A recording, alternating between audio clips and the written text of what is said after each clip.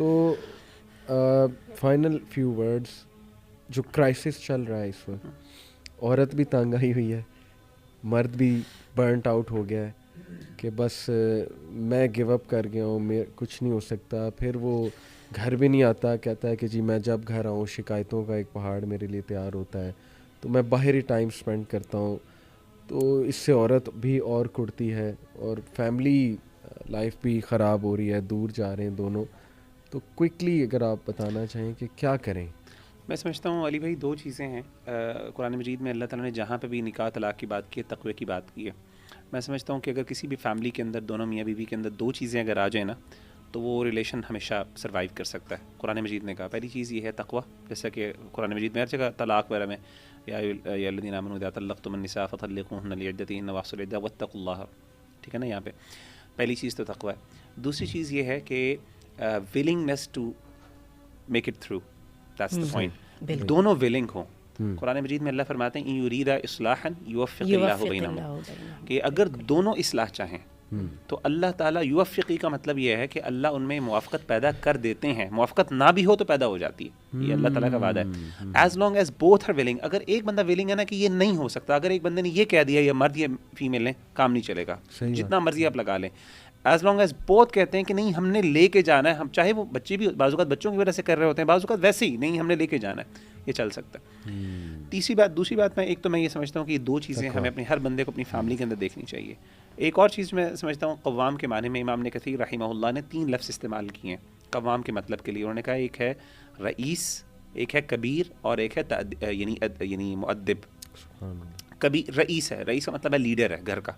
Leader वो होता है जो रिसोर्सेज प्रोवाइड करता है, लीड करता है, कोई कॉन्सिक्वेंसेस नुकसानात होते हैं उसको अपने ऊपर लेता है, लेकिन जब कोई अच्छाई आती है तो वो उसको क्रेडिट देता है, ठीक है ना, खुद बर्दाश्त करता है, सब कुछ खुद बर्दाश्त करता है लेकिन उसको पुश करता है।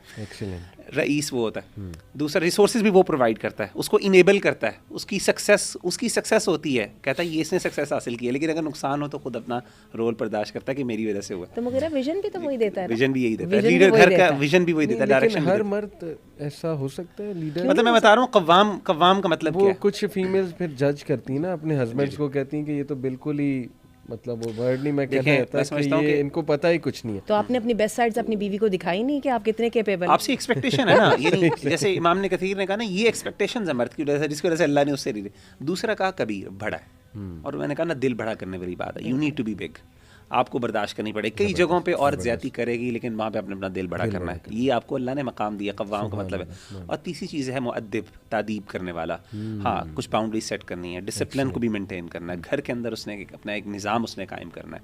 मैं समझता हूँ ये 3 काम मर्द को करने की ज़रूरत है, और ये अब हर बंदा अपने स्ट्रैटेजीज़ के अंदर किस तरीके से कर सकता है उसके लिए कुरान और सुन्नत का मुताला करें। मुहीरा ने आंटी बार डिसिप्लिन का वर्ड यूज़ किया है। I think some females will dislike this word और दिस आइडियोलॉजी कि क्यों मर्द क्यों डिसिप्लिन करे, वो इसका कोई बेटर वर्ड होना चाहिए, या डिसिप्लिन से क्या मुराद है? जब वो रिसोर्सेज प्रोवाइड कर रहा है और विजन दे रहा है, याद रखिएगा विजन हमेशा मर्द देते हैं। सही। जितनी ख़वातीन भी दे देती हैं लेकिन वो एक्सेप्शनल होती हैं। सही। नॉर्मली फैमिलीज़ को विजन जो है वो मर्द दिया करते हैं। और जैसे भी मुगीरा कह रहे थे ना कि अगर वो विलिंग है कि टू मेक इट थ्रू, अगर मर्द इस बात का विलिंग है तो ये रेसिप्रोकेट करता है उसकी, ना सिर्फ बीवी में उसके बच्चों में भी। सही है कि हम सब ने मिलकर इसको जो है वर्केबल बनाना है।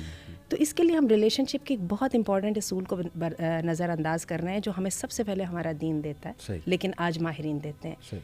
एक दूसरे पे मेहनत करने के बजाय अपने आप पे ना मेहनत कर लें पहले, ठीक है। और हमारा दीन क्या कहता है, रिलेशनशिप के हर स्टेप पे, निकाह और तलाक के हर स्टेप पे अल्लाह ताला कहते हैं इन कुन्ना युमिन्ना बिल्लाहि वल यौमिल आखिर। अल्लाह ने इसको इधर उधर तो जाने ही नहीं ना दिया, उसको स्ट्रेट अपने साथ कर दिया।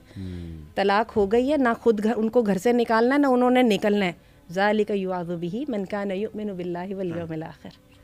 अल्लाह कहते हैं वो बच्चों के रज़ात का मसले हो गए हैं, अब तलाक हो चुकी है बच्चों को, इन कुन्ना युमिन्ना बिल, अरे अगर तुम अल्लाह पर ईमान लाते हो, अगर, और इसको अल्लाह ने ईमान का सवाल बनाया है। तो बात है कि हम दूसरों पे करने के बजाय, जब आपने कह दिया कि भाई मैं तो अब चल सकता ही नहीं हूँ, एक दिन बैठ के एक लिस्ट बना लें, आपके ख्याल में इस रिलेशनशिप में आपने कहाँ कहाँ पे फेल हुए थे, ना दिखाइए किसी को, किसी को मत दिखाइए, अपने आप को अपना दिखा सेल्फ एनालिसिस, ठीक है। और मैं आपको बता दूं, मर्दों को ये एहसास होता है कि we didn't do our best. यही वजह inside their heart they know they have failed themselves and their spouses.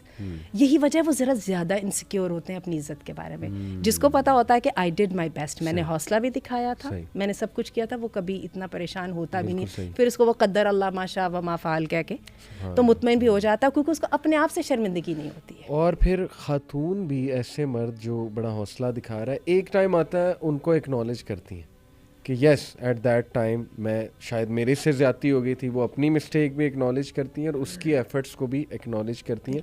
और मैं एक बात सोच रहा था कि मर्द जैसे अपनी बहनों को, बहनें अपना पार्ट है, फैमिली का पार्ट है, उनकी बहुत सी मिस्टेक्स लेट गो भी करते हैं, एफर्ट भी करते हैं, लेकिन जब वाइफ की बारी आए या वाइफ की हस्बैंड की बारी आए वाइफ के हवाले से, तो वो शायद अपना नहीं समझते।